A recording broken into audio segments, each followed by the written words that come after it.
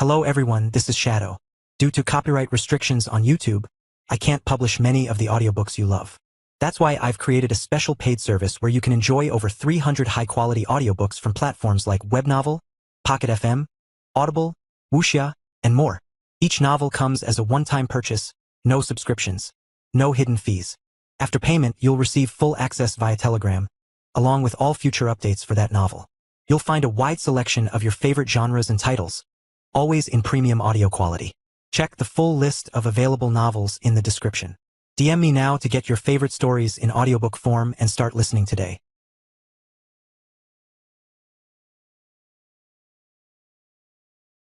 Chapter 986 Stronghold Invasion. Chapter 986 Stronghold Invasion. The Shadow Orcs kneeled. Lord Jakku, Lady Umisu, and Lord Zion greeted Naruto. You have just come on time. Of course, the Dragonborns were a part of this siege. They were in charge of dealing with the stronger opponents, the ones that the orcs couldn't deal with on their own. Jakku and Umisu were both only in the third stage of the body formation realm, but he knew that their effective strengths were way above that. Shina's performance during her last battle proved that. What are we waiting for? Let's ride. Zion shouted with the orcs. Michael crossed his arms. I don't think you should come. What? Bro Mike. The youngest red-scaled dragonborn was the only one amongst his siblings who had yet to awaken a diva. He was barely a magnetic. But this wasn't actually the reason why he was hesitant in sending out Zion. It was because of Shiina. Her absence was sorely missed. If she was here right now, she'd already be swatting Zion's head for being so overly excited. Without her, there was no one to reel the reins before Jakku went too overboard. Don't worry, Master. A violet slime appeared from the ground and jumped up to Zion's shoulders. I'll be sticking with Zion for the majority of the raid, Fudge said. This was the opposite of reassuring. Michael inwardly instructed more of his mini-drones to keep an eye on the two. They weren't just double the trouble, they were a catastrophic multiplier. Did they brief you in on the mission? He asked Jakku. I just need to enter through here and defeat anyone I see, right? Jakku replied, pointing at the shadow map. Michael massaged his head. And you also need to guide the other orcs so that they can infiltrate some of the treasure rooms here and there. Ah, right. Sorry, boss. I forgot, hehe. Okay. I have to add more mini-drones to keep an eye on Jakku. Knowing him, he's too lazy to look over the map itself. He'd get lost. Sir Michael? What do I do? Umisu asked, nervously gripping her spear. You attack the other side of the stronghold. You'll be attacking at the same time as Jakku. She knew all of this stuff beforehand. But her nervousness was getting the better of her. Hey! I heard you and Saloon are getting close. How is she? Umisu's eyes widened, and the stiffness in her body slightly melted. She's a good friend. She's taught me a lot. I never knew that werewolves like her also hide a lot of uncontrollable emotions within them. After a few seconds, Umisu closed her eyes and took a deep breath. Saloon and the Brownblood's teachings were slowly coming back to her. Her posture changed, slowly gaining more confidence and control. Then she turned to look at Michael. I'm ready now, Sir Michael. Surprisingly, it seemed that Umisu would be the most reliable out of the bunch. Allying with the Brownbloods did wonders for her. I'll still send a few mini-drones to aid her. Eventually, the preparations were done. If they lingered any longer, then they would just be stalling. And it would only increase the chances that ersatz would move. It was time to strike. Make these bastards know the comfort of Reborn, he shouted. Biututu, ratata.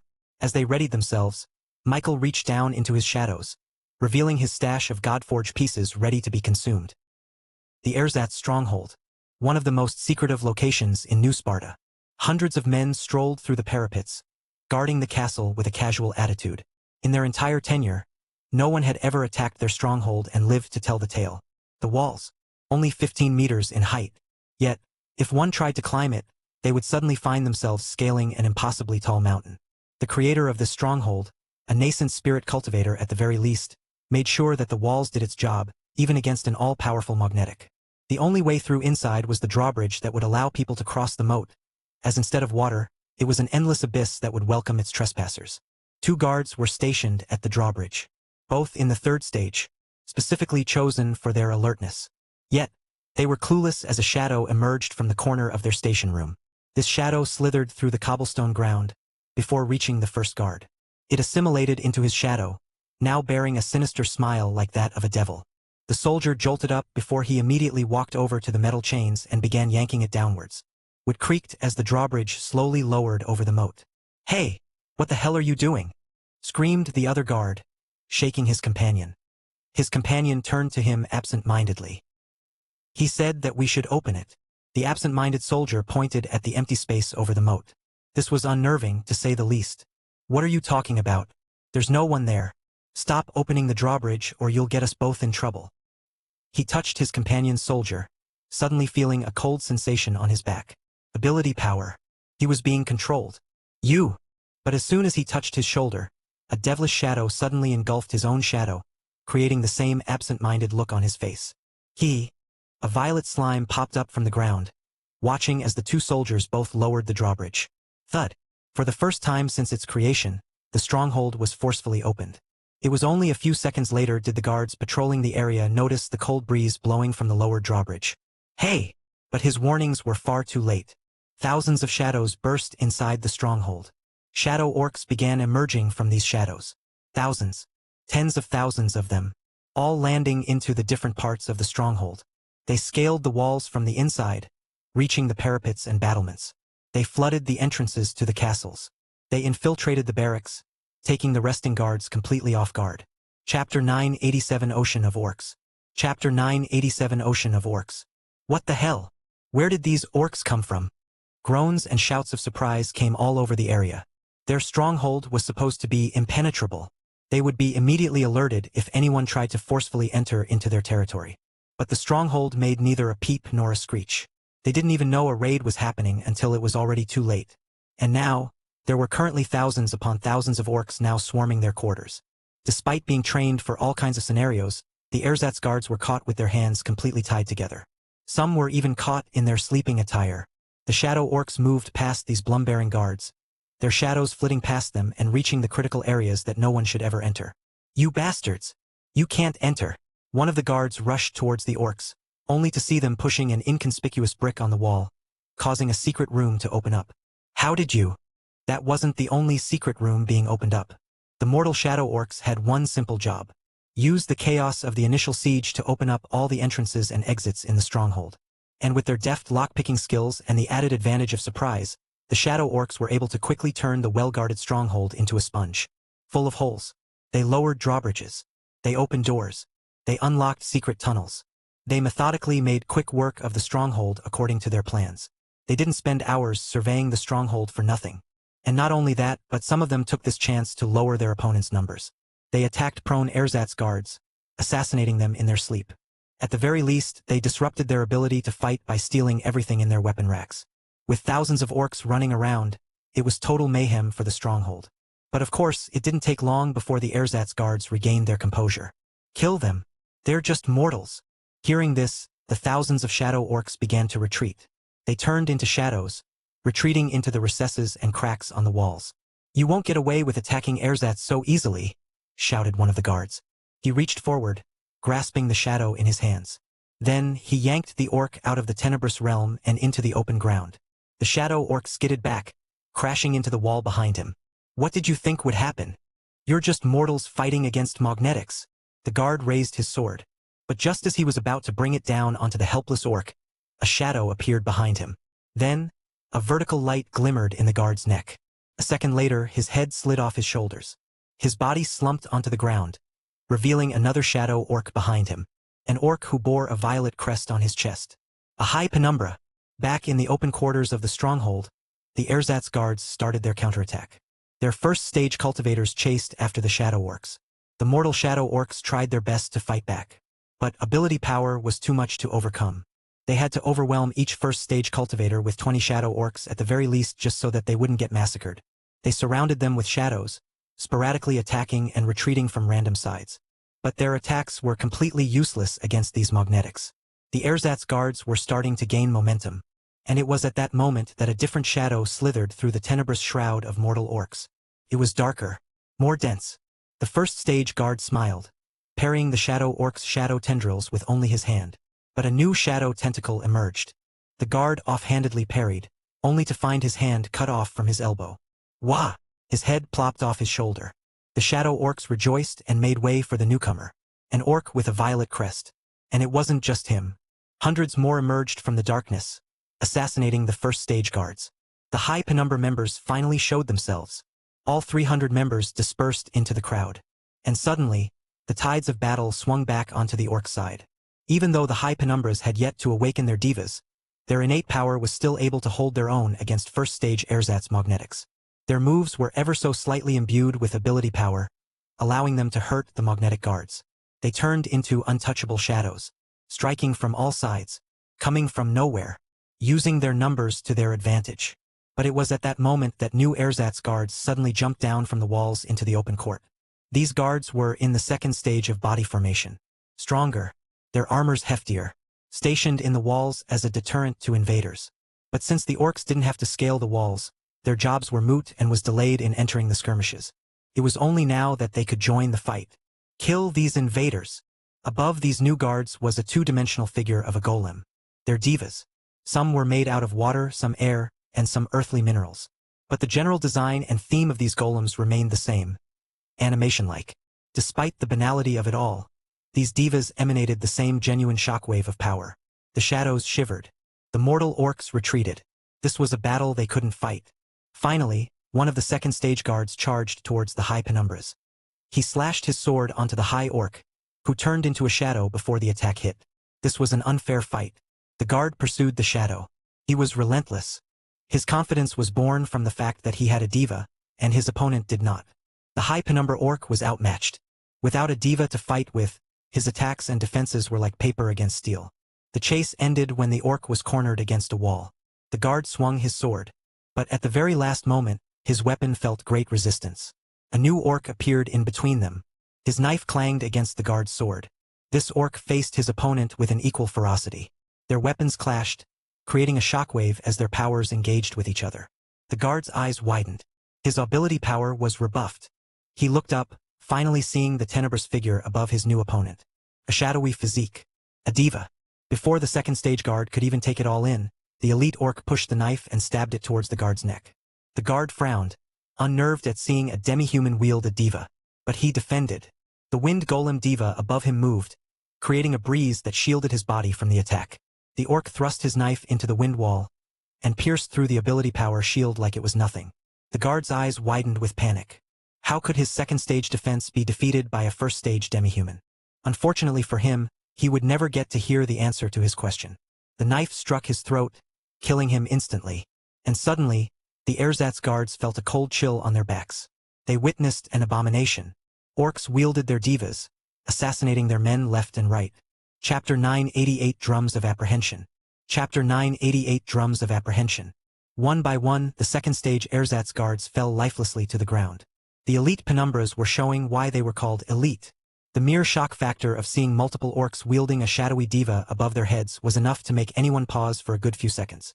And in a life or death battle, that was essentially a lifetime. The elite shadow orcs wouldn't waste an opportunity like that.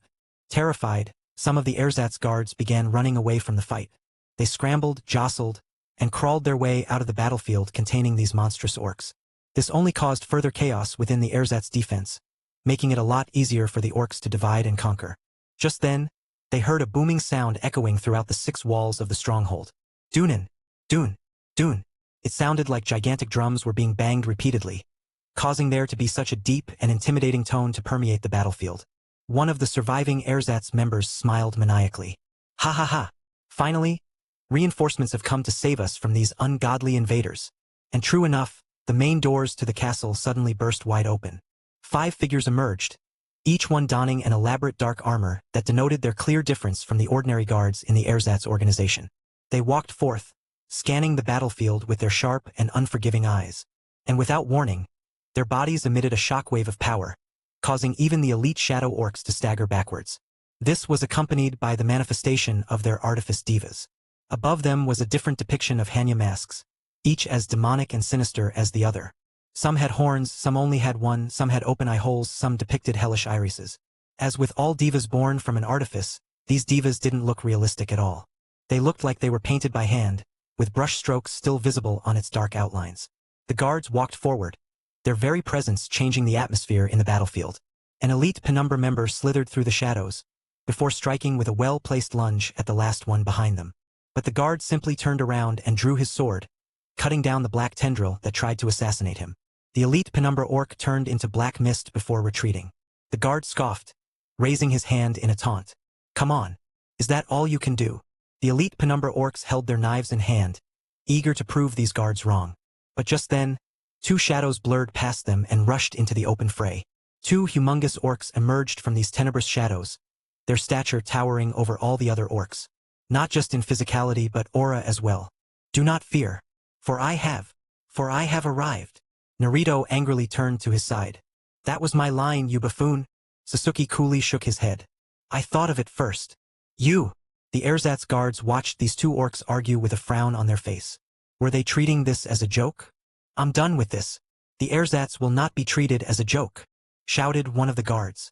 Red flame emanated all over his body. The red Hanya mask diva above him engulfed with the same fire.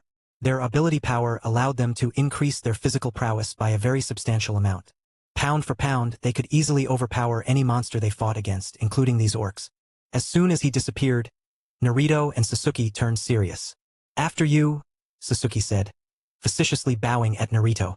The Orcanine chieftain growled, before spreading his arms wide. His muscles and werewolf-like fur was in full show.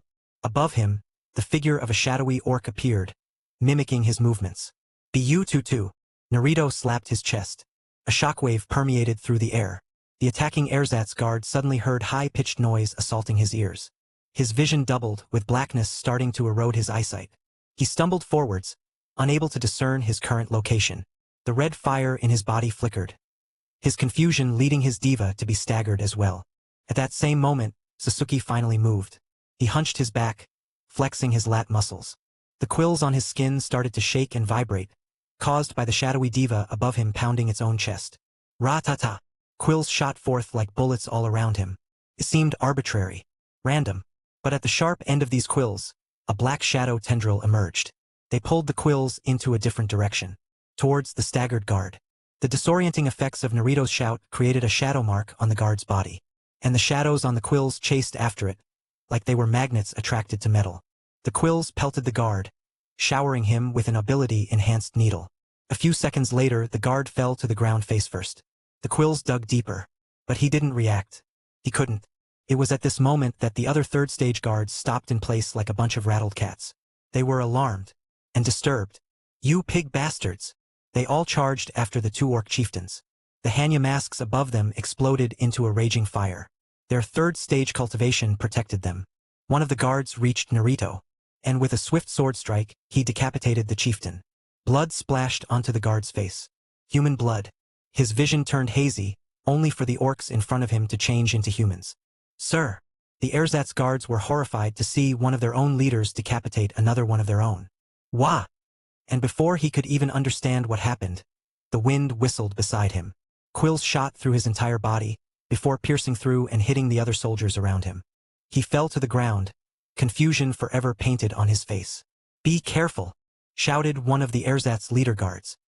He turned around to warn the others, only to find himself alone in the darkness. Then a few seconds later he saw blood staining his clothes. It was only a few seconds before his death did he finally see the quills that dealt the final blow. Bu-tu-tu! Bu-tu-tu! Bu-tu-tu! The ersatz leader guards fell into their trap before the battle even began. Just hearing that shout, Bu-tu-tu, it was enough to sign their death warrant. They were overconfident, thinking that they could defend against a first-stage ability power through their own defenses. But the darkness of Naruto's shadow was far too deep. Any who heard his song would feel their whole being shaken. Then, Sasuke finished them off. His quills were stronger and more effective against staggered opponents, thanks to his ability power. With this, the two orc chieftains proved themselves a power to be reckoned with. The shadow orcs slammed their chests and strummed their quills in celebration. They had completely taken control of the stronghold's open quarters. The only thing they had to take care of were the stragglers, the deserters who were too cowardly to face them. As Michael instructed, they were quickly apprehended and brought to chains. Surrounded by ferocious orcs and fettered with iron chains, the ersatz guards trembled in fear. You won't get away with this, shouted one of the guards. You think this is over? It won't be long now until the rest of us hear about this. There are even more monsters awaiting you in the castle. They were telling the truth. Defeating hundreds of first-stage ersatz guards was merely a drop in the bucket in their mission. According to their estimates, Their organization held more powerful individuals inside. Those that went above the third stage body formation realm. It's too late now. Once they come out here, you're all dead. The drum has been rung. Naruto approached the apprehended guards. They cowered. What? Killing us won't grant you mercy. Then, the orc chieftain reached into his shadows and retrieved a metal brick. A phone. He clicked on a button. Dunin. Dune. Dune. The ersatz's guards were startled. Those were the drum beats they were talking about. This was the very beat that alerted everyone in the castle of an invasion. How were they able to replicate the sound? Show them, said Naruto. A shadow orc emerged from the crowd, before throwing something in front of the apprehended guards. The item clanged on the ground. It was none other than the drums they used for the alert. The orcs had already taken care of this problem long before the invasion started. But why did? The guards' eyes widened with a realization. The orcs purposefully rang the bell. But why? And it was at that moment when footfalls rang out into the open quarters. Everyone turned their attention to the castle as hundreds upon hundreds of soldiers began walking out. These ersatz guards were well-dressed, fully armed. They were ready. This was the stronghold's main force, the one containing cultivators ranging from the 4th stage and higher. Surrender now and your lives may yet be spared, shouted out one of the main soldiers. Meanwhile, the group of apprehended guards struggled against the orcs' grasp. They couldn't warn the soldiers that they were walking into a trap. Chapter 989 Twinkling Stars. Chapter 989 Twinkling Stars. The ersatz soldiers sauntered in perfect formation. The ones at the very front, considered to be the cannon fodder in any battalion, were filled with 4th stage artifice magnetics. The weakest among them were multitudes times more stronger than anyone that the orcs faced earlier. And right now, there were hundreds more marching out of the castle grounds, ready to face the invasive orc forces. Naruto and Sasuke stood at the forefront, the elite penumbra and the high penumbras behind them. The mortal orcs were forced to retreat safely at a distance. Their job was done. Joining into the fray would only make them a liability. Who are you? Present yourselves, said one of the ersatz soldiers. He rode a horse behind a battalion, flag-bearers supporting him from behind. He was a leader, a major. Just his presence alone made the orcs tremble. Not in fear, but because of the sheer mammoth difference in cultivation between them. Their bodies signaled retreat, like how mortals shivered when faced with an insurmountable cold. He was in the 6th stage of the body formation realm. The orcs barely at the 1st. But despite the difference, the orcs remained. Shadows never retreated from their target. Who would dare invade an ersatz stronghold? The major slammed his massive glaive into the ground, cracking the cobblestone floor. You have successfully launched a secret invasion against a stronghold. That is unprecedented. Do you not dare claim this achievement? The orcs remained silent, their eyes watching as the ersatz soldiers slowly closed in on them from all sides. Are you a part of the consortium? The major asked. But a few seconds later he shook his head. If you are, then this is a massive failure on our part. Who would have thought that those old-fashioned bastards have finally cracked the ability to turn demi-humans useful? His insult was sharp. The shadows seethed. No matter. All will be revealed once we capture every single one of you, the major said. He looked around at the castle, seeing his men now stationed around the walls. Archers positioned themselves in the battlements, ready to rain down their arrows into the orcs. He raised his hand. The soldiers tensed. It was at this critical moment when the Orcanine chieftain slammed his foot onto the ground. The ground cracked. The major stopped and observed. Naruto slammed the other foot down onto the ground, like a sumo wrestler ready to brawl. Then he looked up at the major, his eyes burning with shadows. Bu-tu-tu, he screamed. A shockwave of power emanated from his scream. It reached the major. His natural defenses rebuffed it. But his eyes twitched. Naruto slammed his chest, then his thigh. With each slap, a booming sound echoed out into the battlefield. Bu-tu-tu, Bu-tu-tu. The elite penumbras behind him rallied. The Orcanines among the group slapped their chests and thighs in accordance with their chieftain. Their resonance further deepened the rhythmic drums. Ra-ta-ta. The quills on Sasuke's back rattled with his shout. He was like a snake about to pounce. This high-pitched sound created another layer within the booming effect. It only grew stronger as the elite penumbras followed. Ra-ta-ta, ra-ta-ta. And suddenly, the soldiers in the ersatz army shifted their feet. They were unnerved at the strange ritual happening in front of them. Sasuke's strumming of quills created a constant beat that supplemented the rhythmic pattern of Naruto's slaps. They became melodic to the orcs' ears, invigorating them, galvanizing their blood to boil. But to the soldiers it was nothing less than horrifying. Bu-tu-tu, ra-ta-ta. Bu-tu-tu. Ra-ta-ta. Bu-tu-tu. Ra-ta-ta. The rest of the shadow orcs followed after their leaders. Ability powers be damned. They might not be magnetics like their chieftains, but they were still orcs. They still had their culture to uphold. Thousands upon thousands of orcs slammed their chests and strummed their quills. The whole stronghold was engulfed in their shouts. Now, the soldiers couldn't help but feel their nerves starting to act up. They backed away, causing confusion within their ranks. It wasn't long before one of them tumbled, creating a domino effect as an entire battalion suddenly lost their footing. No ability power was involved in this phenomenon. It was all purely through the spectacle of the orc rituals. "Enough of this!" screamed the major. Immense pressure boomed out of his body as a figure of a full-armored demon appeared above his head. The presence of this sixth-stage diva immediately neutralized the chanting orcs. They staggered, breaking the building momentum. "You all have nothing to be afraid of," he shouted to the ersatz guards.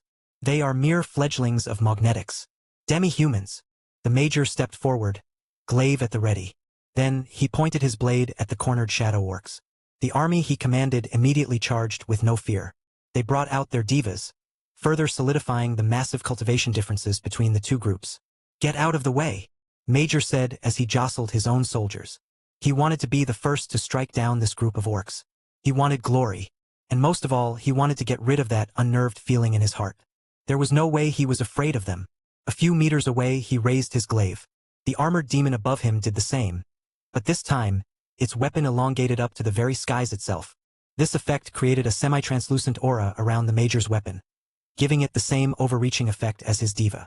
With one swing, he would decimate this entire army of orcs. In the middle of his swing, something flashed above him.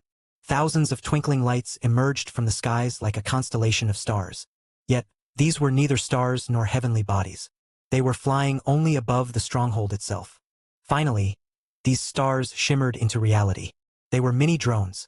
But before the major could even decipher their origin, thousands of unity beams rained down on his body. Chapter 990 Beams Raining Down. Chapter 990 Beams Raining Down. Unity guns rained down onto the major, battering him with enough energy to level an entire city itself. The armored demon diva above him tried to power through with its ability power, but the unity tore through it nonetheless. With a body full of burning holes, the major plopped into the ground, weapon clanging right beside him. His corpse still emitted smoke. And for a good few seconds, the entire battlefield turned silent. The ersatz soldiers simply couldn't comprehend what happened. They didn't know where it came from. Only a few were able to notice the brief moment that the mini-drones dropped their invisibility to unleash their unity guns. But they had never seen such a creature before. And before they could even take a good look, the mini-drones shimmered and disappeared from their sight. They appeared and reappeared faster than a blink of an eye. Meanwhile, Naruto and Sasuke felt rejuvenated after seeing the mini-drones completely destroy the major. They felt Michael's reassuring and overpowered presence through those flying metal objects. With him here, there was nothing to worry about. Bu-tu-tu. Ra-ta-ta. The orc chieftains shouted to the top of their lungs, completely shocking the ersatz soldiers. Naruto and Sasuke both descended into the ground, turning into an amorphous shadow. They slithered through the darkness and reached the nearest battalion. They emerged out of their shadows, knives lunging at the nearest soldier. Startled, the soldiers tried to defend themselves. They parried with their swords. The difference in cultivation saved them from a beheaded fate. Angered, the soldiers' diva emerged and empowered their entire body. An armored demon, less endowed than the major, but still powerful nonetheless. They slashed at the orc chieftains. But at the last second, two beams of unity rained down behind the soldiers, staggering them forwards, perfectly in place for the orcs' knives. Naruto's hand turned into a shadow as he decapitated one soldier and rushed to the other. Despite the overwhelming difference in cultivation, Naruto kept his aggressive attack. He disappeared into a shadow, only emerging at his target's blind spot. The soldiers were still soldiers. They reacted swiftly, defending themselves and using their cultivation to their advantage. But without fail, at the critical moment of their counterattack, a unity beam would shoot them in the back and completely leave them vulnerable to be attacked. Naruto and Sasuke distracted the soldiers. The mini-drones readied a shot, and the orc chieftains took the coup de grace. It was a simple tactic, yet completely unguardable. The two orcs went on a complete rampage, killing their way through a whole battalion. Behind them, the elite penumbra did the same. They turned into a shadow and ran up the ramparts and walls of the stronghold, taking the archers in complete shock. They fearlessly attacked. The archers attacked. With the difference in cultivation, even a simple punch could prove fatal for the shadow orcs. Undaunted, they attacked. They knew that the mini-drones would save them from harm. And even if it didn't, they were assured that their enemy would die killing them. Thankfully, that has yet to happen. After all, there were more than 1,000 mini-drones currently roaming the battlefield. They were there from the very beginning, watching, waiting. The Shadow Orcs made the first invasion, killing as much as they could before they purposefully attracted more soldiers out of the castle and into the open grounds. All for the sole purpose of the mini-drones having unrestricted line of sight to the most amount of targets. And now, the entire army of the stronghold were being torn asunder by these invisible metal machines that shot unavoidable lasers. They had nowhere to hide, nowhere to retreat. The castle doors and the drawbridges had been closed thanks to a handful of orcs. The high orcs did their job. All 300 members followed suit to their chieftains, fearlessly attacking soldiers and gaining their attention. Even without an actual diva to protect them from harm, they surged like an insurmountable wave. By marking their target with a shadow, the mini-drones knew which to target, which deserved death. And even though they were demi-human, even though they had yet to awaken, they were able to kill magnetics multiple stages higher than their own. Biututu, ratata. As the fight wore on and the fight continued, the beating of drums and strumming of quills grew stronger and stronger. The ersatz soldiers couldn't even hear their own heartbeats. They died, hearing the orcs beheading them while screaming those 3 words.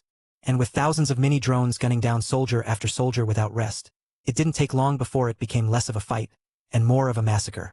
Soldiers deserted their positions, abandoning their battalions, all in hope of escaping this hellish nightmare. But before they could even get close to the walls, they would get shot down relentlessly. And even if they did escape, they would get tormented by those orc chants till they turned insane. Biututu, ratata. At this point, even the mortal shadow orcs joined in on the fight. They were like ants meddling in a fight against elephants. But with the elephant prone and injured, the ants could do a hell of a job tormenting them. The battlefield became a sea of shadows. With no boat or island to stand on, the ersatz soldiers drowned, becoming fodder to the growing monsters under the water. Naruto and Sasuke watched their shadows with satisfaction on their blood-stained faces. They couldn't believe that they triumphed against an entire army of magnetic soldiers with not even a single casualty. Who would have thought? With the powers bequeathed by their Lord Michael, they were able to achieve what no orc has achieved before. But this was just the start. They would grow their shadows to the point where they could cover the entire world. For Reborn! For Reborn! The orcs shouted in a euphoric cry as they killed the last soldier in the battalion. Chapter 991 Jaku's Lazy Fight. Chapter 991 Jaku's Lazy Fight. Jaku casually strolled through the tunnels of the stronghold, whistling as he did so. "Where am I going again?" he asked out loud. While the shadow orcs were dealing with the majority of the army, the much smaller task force consisting of the dragonborns and a few orcs continued on inside the castle. Just as they planned, they separated into 3 teams, each one in charge of going into the stronghold's treasure room and finding the stolen key. "This way, Lord Jaku," said one of the elite orcs accompanying him. "Ah, right. Lead the way," Jaku said, letting the shadows continue onwards. "Just tell me through your shadows if you found the treasure room. Then, just teleport me after." The dark blue-scaled dragonborn found a private sleeping quarters in one of the tunnels. He immediately made himself comfortable and let the orcs do their job. About a couple of minutes later, his small power nap was interrupted by a shadow orc appearing beside him. Jaku opened one of his eyes and peered at the orc. "We found it, Sir Jaku." "Good. Did you find the key?" "We haven't, sir. We couldn't enter the room. It's guarded by a soldier. He's in the 7th stage of the body formation realm." Meanwhile, sitting in a stool beside an ornately designed wooden door was an ersatz soldier, yawning as he stretched his muscles. Shadows began to surround him. The 3 tunnels in front and beside him soon lost their light. Someone extinguished the flickering fire lamps. "I knew something weird was happening," said the soldier. In front of him, an amorphous shadow emerged. Jaku jumped out of the shadow, landing right in front of the soldier with the same nonchalance as before. The soldier looked at him weirdly. "I would have thought you'd try to attack me from the dark," he said, holding his scimitar to his shoulder. "That was actually better, whatever." "I'm too tired for tactics," Jaku replied. "You should have used surprise to your advantage. That was the only way you could have survived against me." The soldier's entire body emanated with power, creating a visible shockwave that made the surrounding shadows shiver. Above him, the image of a fiery, demonic horse appeared from smoke. His diva looked to be painted with watercolor, vivid and bleeding. His power as a 7th-stage body formation magnetic was simply too much for the surrounding orcs. There was 1 elite penumbra and 10 high orcs, but the power difference was far too much. Jaku was the only one who stood still, undaunted by his opponent's show of power. This earned him an interested gaze. But in truth, Jaku was simply too lazy to be afraid. He'd just be wasting energy. "Well, come on," shouted the soldier. "Attack!" But instead of drawing his sword, Jaku did the complete opposite. He lowered his sheath onto the ground and laid right beside it. He looked like he was on a picnic right now. This was an absolute insult to the soldier. "That's it." The fiery horse diva above him neighed silently as it raised its hooves into the air. As the horse dropped its stance to charge, the soldier moved. He lunged at Jaku with his scimitar. His blade was aimed directly at the demi-human's legs. He wanted to injure Jaku enough to incapacitate him, but not enough to kill him. The guard wanted to probe him for information later. But at the moment that he charged towards Jaku, static lightning rumbled above his scales. Jaku was disgruntled, having his nap disrupted once again. Powered by nothing but annoyance, ability power lightning imbued his entire body with ultra-fast speed. The world slowed in his perspective. The disappearing soldier now became a simple blur. Jaku was still slower than the soldier, but the difference in their velocities were much closer now thanks to this blue lightning. He drew his katana, just in time as the soldier's scimitar swiped at his leg. The two blades clashed. With the Jaku's cultivation being 4 stages lower than the soldier's, his katana was quickly rebuffed by the scimitar. However, his move altered the scimitar's trajectory just enough for it to no longer carve through his entire leg, but just barely graze his skin. And just as it was about to cut a half-inch into his scales, a prismatic shield appeared in the next instant. The scimitar and the shield clashed. The soldier pushed his weapon with more power, but the unity defense was infallible. The blade slid past the prismatic shield, completely shocking the soldier. The soldier jumped back. He looked at his weapon. The blade was slightly chipped. How is this possible? Jaku, on the other hand, could only click his tongue in disappointment. He waved his katana, not satisfied with his speed. "Arg. Is it really just a difference in cultivation?" he asked, disgruntled. "You. What are you? What organization are you from?" A ghastly expression was written on the soldier's face. That invisible shield created an ominous feeling in the artifice in his chest. "You must be exterminated," the soldier shouted. He no longer cared about taking the demi-human as a prisoner. He wanted to destroy him. Jaku frowned as he felt the power of an angered 7th stage magnetic. He had a feeling that this fight was going to be a lot harder than he thought. The fiery horse diva skidded its hooves on the non-existent ground, ability power wrapping around the soldier's arms and legs. The soldier charged. His scimitar was pointed directly at Jaku's heart. "Ugh, I'm too lazy for this," Jaku grunted. "Can you stop?" Suddenly, a low growling voice came out his mouth.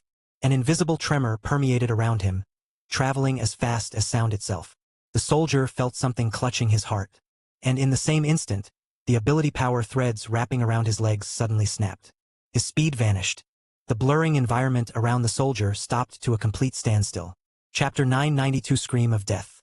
Chapter 992 Scream of Death. The ersatz soldier tripped from his own momentum, shocked by the instant change in speed. He couldn't move. That deep, growling voice seemed to bring up an instinctual fear into him. He felt like he was transported into the primeval era, and he was standing right in front of a monstrous beast, just a short distance away from its disastrous maws. And if he moved even a single bit, the monster would bite down on his chewy carcass and swallow him whole. This instinctual fear seemed to not just be a mental problem, but a physical one as well. The artifice in his chest refused to supplement his legs with any ability power. It was shaken and traumatized by that voice. "What?" Jaku, on the other hand, simply shrugged at his own feet. He didn't know how he did that, but he sure as hell was going to take advantage of it. He pointed at the soldier, and suddenly, 10 mini-drones manifested into the air. The small cannons on their underside glowed with prismatic power. "Wait!" Before the soldier could even plead for his life, the drones shot their unity guns directly into the man's torso and one into his head. Death was instant. Jaku didn't take a second look at the smoking corpse and walked towards the room. He didn't care about sharpening his sword skill like some honorable samurai. As long as the job was done at the fastest time possible, then he was fine with it. He just wanted to sleep. So, he walked through the ornate doors and found himself inside one of the stronghold's treasure rooms. Umisu found herself in a similar situation as Jaku. She and a couple of other orcs took the right side of the castle, intending to reach the unmapped treasure room there. And even though most, if not all, of the soldiers were outside fighting the shadow orcs, Umisu was still checking the corners to see if there was anyone still there. She nervously peeked through the tunnels. And once she found it unoccupied, then she walked ahead with the shadow orcs. She was only a third-stage body formation magnetic, after all. Her only job in this invasion was to act as a distraction. She would take the attention of the guard stationed at the treasure room, and let the mini-drones bombard him with unity guns. Then her job was done. All she had to do then was to find the treasure room and hope that the stolen key was there. "Please tell me it's not there," she muttered to herself. As selfish as it may seem, she didn't want to find the key. If she was the one who found it, she'd have an additional mission to protect it. "Please tell me the guard isn't there," she prayed. "Please tell me the guard isn't there." Unbeknownst to her, they finally reached the last tunnel leading to the treasure room while she was in the middle of this chant. "Who goes there?" Completely taken by surprise, Umisu felt her heart stop for a second. "Kai-ah!" she screamed, completely taking the 7th stage guard by surprise. "Whoa, whoa, settle down," the guard said, plugging his ears. Somehow, the situation between them became completely reversed. Umisu was supposed to be the one trying to silence the guard from shouting and alerting the other soldiers. Yet now, the soldier was the one feeling as if he was the one who did wrong. "If you aren't going to stop, then I'll have to silence your head," he said, taking out his falcata sword. Mist emanated out of the soldier's head, forming the image of a metal-like hippopotamus Frankenstein monster. The appearance of his 7th stage ability power created a shockwave of aura. But strangely enough, Umisu remained unbothered. She was still screaming, holding her chest as if she was in pain, or holding something back. Unnerved, the soldier raised his falcata and attacked Umisu. His body disappeared, only to reappear directly in front of the screaming demi-human. "Get away from me!" she screamed, pushing her hands forward. This looked accidental. She wasn't even paying attention to the ersatz soldier. Yet, it affected him nonetheless. The high-pitched shriek rang through his brain, completely disrupting his train of thought. It was like his brain short-circuited. He couldn't think. And most of all, his body couldn't think. This included the artifice in his heart. The soldier, with his mental still unstable, forcefully continued his swing towards Umisu. His sword swung through the air, before he felt a great resistance stop its momentum. He looked down, seeing a green spear shaft clashing against the blade of his falcata. His 7th stage ability power was being rebuffed by a 3rd stage magnetic. Even with his mental state staggered, he knew that this didn't make sense at all. But then he noticed. His arms felt normal. The ability power threads that imbued his physical body with an immense amount of strength equal to that of a hippopotamus was completely gone. He couldn't access his greatest ability. "Get away!" Umisu screamed. She swung her spear with great force. The soldier tried to defend, but found his falcata slipping away from his fingers as if he had the grip of a baby. And before he could even understand what happened, he felt the force of nature strike him directly in his chest. He flew backwards, hitting the ornate wooden door behind him and causing it to crack. Dizzy, the soldier looked up. He saw 10 sparkling lights hovering above him. He raised his hand to defend, but realized that his sword had already slipped away from his fingers. "What?" Before he could say anything more, the mini-drones unleashed their unity guns. Prismatic beams shot through his body, killing him instantly. Then silence. Umisu opened her eyes cautiously, wary that the danger was not over. But it was. The corpse was still smoking from all the burned holes in its body. "OMG. That was lucky," she said, heaving a sigh of relief. Meanwhile, the shadow orcs behind her shivered in fear. They vowed then and there that they would never be on the bad side of Miss Umisu. Chapter 993 Finding the Leader. Chapter 993 Finding the Leader. Michael sat in a dark corner of a room, his eyes closed, hands at his knees. He observed the entire battlefield through the different eyes of mini-drones scattered around the stronghold. With 1,600 total eyes in the skies, he practically had full control over the entire area. Nothing could hide from him. And just as he thought, one particular mini-drone caught sight of a secluded tunnel smack dab in the middle of one of the basements. He turned on his drone vision, the world turning into a hue of orange and violet. "Finally," he muttered to himself. Beyond this tunnel was someone who emanated a pretty strong ability power. A 9th stage cultivation realm. The Platinum Leader. The strongest defender of this entire stronghold. Once he defeated him, there would be no one else left to stop them from completely invading this ersatz hideout. And as he observed the battlefield, he noticed a discrepancy. "Wait!" He moved his mini-drone further, taking a different perspective than before. And just as he suspected, there's 2 of them. He now saw 2 different orange flames flickering inside the room. 2 magnetics. 2 cultivators at the very peak of the 9th stage realm, just a half step away from the nascent spirit realm. According to Katarina, an ersatz stronghold of this level should only contain 1 platinum leader. It was very unlikely for there to be 2 of them stationed in this single stronghold. This shouldn't be too much of a problem, he thought.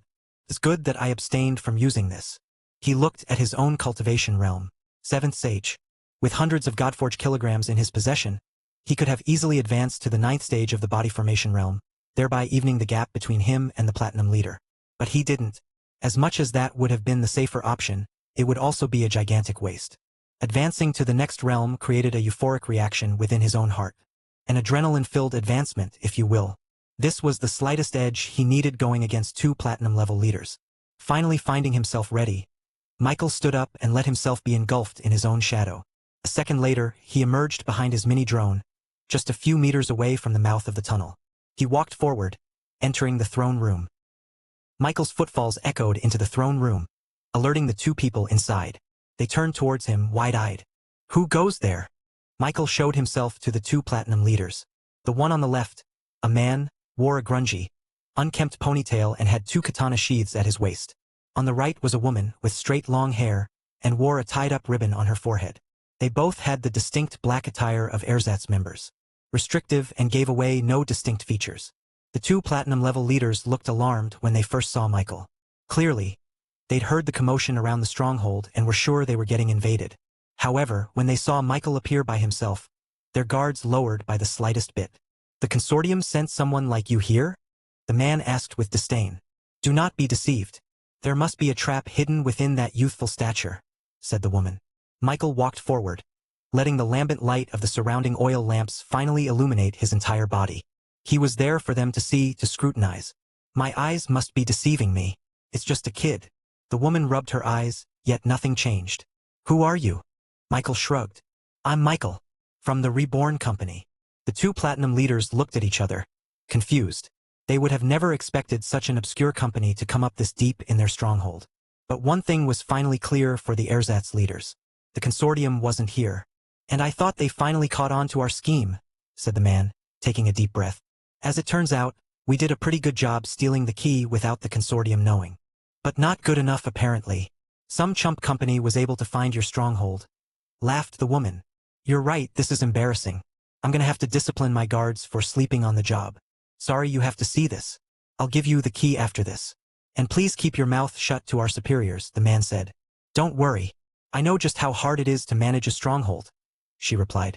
As it turned out, the woman was only here to retrieve the key from the man after his stronghold stole it from the Thunderfoot Company. It seemed that this key was important enough for them to send a platinum-level magnetic just for a delivery. Then, the man turned to Michael. Listen, kid. You just stumbled into your own death. But Michael interrupted him. So the key isn't here, he said out loud. Finally, the 2 leaders looked at him with surprise and suspicion. It seemed his appearance here wasn't as accidental as they thought. He was here for the key.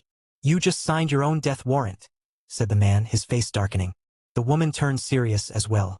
They treated the key with absolute importance. It was a responsibility thrust upon them by the highest power. They couldn't mess this up. You and your group of invaders will experience a fate worse than death. Michael raised his hand and mimicked his mouth. Yada yada yada. Come on. Let's just fight. The 2 ersatz leaders couldn't believe it. Such pompousness, yet so young. They didn't know where he got the gall. From the looks of it, the boy seemed to only be in the 7th stage of the body formation realm. Michael sighed. Ugh, this is frustrating. I'll lose the bet because of you guys. Before this fight, he made a bet with the Dragonborns about who would get the key first. After seeing Jakku and Amisu find nothing within their assigned treasure room, he had a really bad feeling that Zion and Fudge would end up finding it themselves. Them winning would be a recipe for disaster. Chapter 994 2v20. Chapter 994 2v20. The male leader exploded in anger. Smoke appeared above his head, forming the visage of a large, hunching skeleton monster with blades for its hands. He shot towards Michael, his speed so fast that his body turned completely horizontal as he charged. He unsheathed his sword, a freezing chill smoking off of its blade. From his perspective, Michael looked like his eyes haven't even responded to his move. The man swung his identical swords. Visible chilling wind slashes appeared in the air, before flying off into completely different directions. Some of them completely missed the mark. They hit the walls. But instead of cutting through them, the chilled wind slashes bounced off back into the fray. The man continued to create wind slashes. Each one of them bounced all over the room, seemingly gaining momentum with each ricochet they achieved.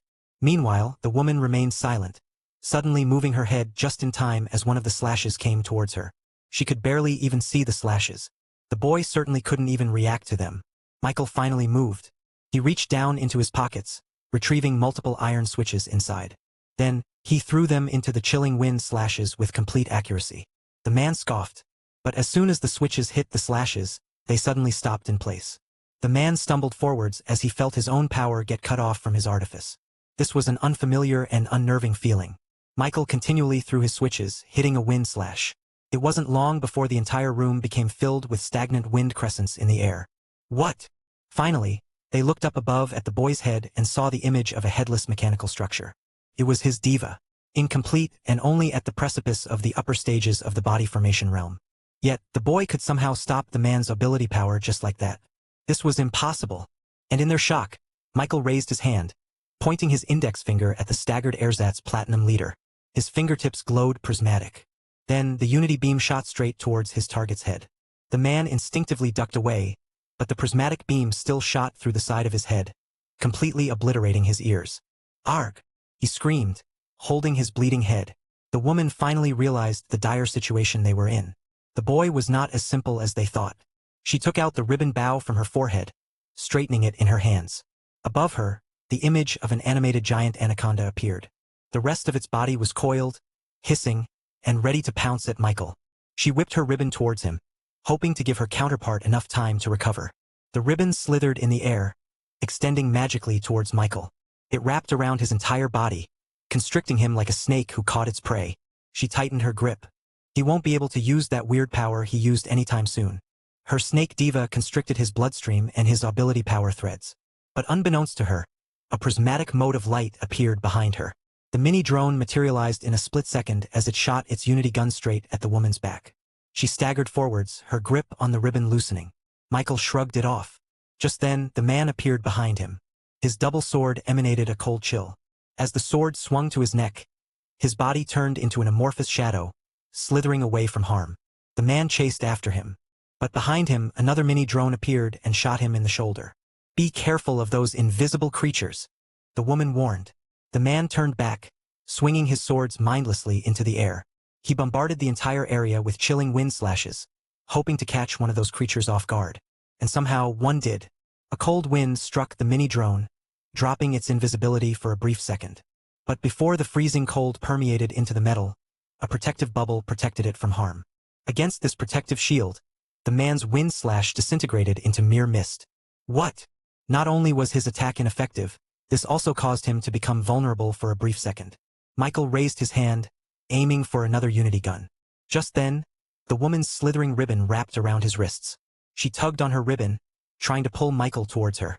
Michael staggered for a bit, before he reached into his pocket and retrieved something made out of carbon. He plopped this new block onto the woman's ribbon. And suddenly, it began to shiver and recoil back into the woman's hand. "Snake! What are you doing?" Her ribbon was completely reversing its movements, and now it's wrapped back into her hands. This was the power of the reverse block. With his hands free, Michael shot his unity gun at the man straight into his chest. The man winced, pinching the hole in his chest to prevent it from bleeding out. On the other hand, the woman finally took control back of her ribbon snake just in time as a mini-drone manifested above her. Just as it was about to release its unity beam, she whipped her ribbon towards it, wrapping it around the cannon. The unity beam shot its prismatic bullet nonetheless. It hit her ribbon square, making her wince. But since it was still a mithril relic, the bullet didn't pass through it. Ignoring the pain of her snake, she pulled the drone towards her. She finally grabbed it with both her hands, triumphant. Michael appeared behind her. Her eyes widened, before she looked down into her stomach. A solid prismatic beam burned through her torso. Feeling the weakness from her body, she fell on her knees.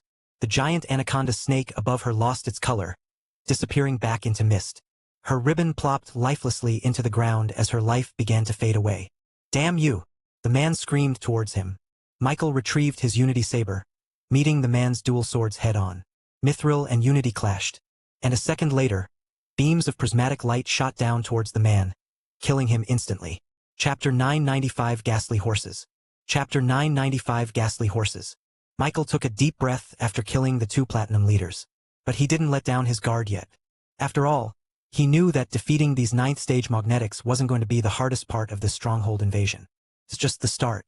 Just then, He felt the hairs on his neck stand on end as an overflow of ability power surged out of these two corpses. To be exact, it came from the fluttering object on their necks. Michael disappeared into a shadowy figure and reappeared at the opposite end of the room, making as much space as he could away from the source of that strange power. He watched carefully as the objects finally slipped out of the Platinum's collars, hovering slightly above their smoking cadavers. It was a necklace. The chains themselves were ordinary, but the gem at its center was anything but. Dark and crystalline. The centerpiece of the ornate jewelry looked like it was carved straight out from an iceberg made entirely out of obsidian. Michael had seen this type of necklace before, and he knew what it contained. As if sensing the deathly state of its owner, the two necklaces pulled themselves out of the corpse's necks, snapping its golden lace in an instant. The black gem slowly hovered above, a shadowy mist slowly gathering to form a vortex. Michael felt a heavy feeling in the air. Ability power was slowly being unleashed. A tremendous amount. Something that far surpassed even the Platinum leaders themselves. This was definitely something from a nascent spirit realm. He knew that it was only a piece, a small sliver of the real thing, but it was still intimidating nonetheless. His right hand lay near his right thigh, ready to retrieve the gun from his holster. His left hand reached for his chest, finding solace in the wooden talisman that protected him. These were just his last protective measures. He didn't want to waste 2 of his 6 bullets, after all. Alpha. You here? Beside him, a woman emerged from his shadow. Alpha. She was his only weapon against these nascent spirit pieces. She couldn't kill one herself, but she could sure as hell occupy them enough so that he could deal the final blow. Or vice versa. Charlie. Come here, he said. And on his right a new figure emerged. It was another one of his Unity clones. In comparison to Alpha, Charlie's power was completely non-existent. He was basically immortal at this point and completely of no use in this fight. But that doesn't mean he couldn't. Contained on those 2 9th-stage corpses were artifices that could be used for the ascension of Charlie to become the same level as Alpha and Beta. Of course, he had to retrieve the artifice first. Finally, his opponent showed themselves. The 2 black gems hovering in the air exploded into a million pieces, their shards slowly turning into a black mist. A vortex spawned in their place, slowly gathering the dust and mist of the black gem and coalescing them into one cohesive figure. 2 ghostly horses emerged from the wreckage. Their skin was a ghostly black, with a slight tinge of a bluish-green, coming from the cool, fiery mane on its head. These horse divas had an air of superiority around them, supplemented by the ornate golden armor that they proudly showed off. They looked like a steed worthy only for a mighty general. So it's not from the Grandmaster. That's good. The Grandmaster's diva was a shadowy soldier. This was from another nascent spirit cultivator in the ersatz group. I have to get around these 2 horses. Alpha, distract them. He needed to steer the horses away from the corpses so he could take the artifice for himself. She nodded at his instruction, completely disappearing into her own shadow. The 2 ghastly horses snorted derisively as they felt Alpha's presence approach them. They felt disdain for the diva that was pretending to be a nascent spirit. One of the horses scratched the ground it stood on, before charging towards Alpha at top speeds. A bluish fire was left in their wake as it circled around the shadow flitting on the ground. Alpha tried to escape from the bluish fire, but found herself being burned as she did so. She emerged from her shadow, facing the horse diva up front. It looked at her, neighing with mirth and scorn. Alpha didn't react. She simply tucked her hair behind her ears and took on a low stance. She assumed the posture of an elite runner. And as she did so, a bluish fire burst out of the soles of her feet, completely identical to the ghastly horse's ability power. Its eyes went wide, seeing a carbon copy of its fire. Meanwhile, on the other side of the room, Michael stared at the 2 corpses on the ground. The horse diva trotted around them casually, not even paying him any attention. Charlie, I'll distract the horse. You get those artifices. His Unity clone wordlessly nodded, before turning into a shadow and keeping his presence to a minimum. Michael, on the other hand, looked down into his shadow inventory. In the dark chasm at his feet, he saw hundreds of glistening Godforge pieces floating aimlessly like sunless planets. It's time to use you, he said. He reached out his hand, letting his natural magnetism attract the drops. Silver liquid began to emerge out of his shadow, immediately bursting into a white fire as it made contact with the air. Its speed fastened as it got nearer towards Michael's heart. They got excited at the thought of becoming one with him. The ghastly horse diva finally paid him attention. It stared at the drops of Godforge pieces and let out an angry breath. These genuine Godforge pieces were anathema to these diva born from artifices. It reminded them of their own inadequacies. Its hooves scratching the ground, the horse diva charged towards Michael in an attempt to destroy those flaming drops. Hello everyone, this is Shadow. Due to copyright restrictions on YouTube, I can't publish many of the audiobooks you love. That's why I've created a special paid service where you can enjoy over 300 high-quality audiobooks from platforms like Webnovel, Pocket FM, Audible, Wuxia, and more. Each novel comes as a one-time purchase, no subscriptions, no hidden fees. After payment, you'll receive full access via Telegram, along with all future updates for that novel. You'll find a wide selection of your favorite genres and titles, always in premium audio quality. Check the full list of available novels in the description. DM me now to get your favorite stories in audiobook form and start listening today.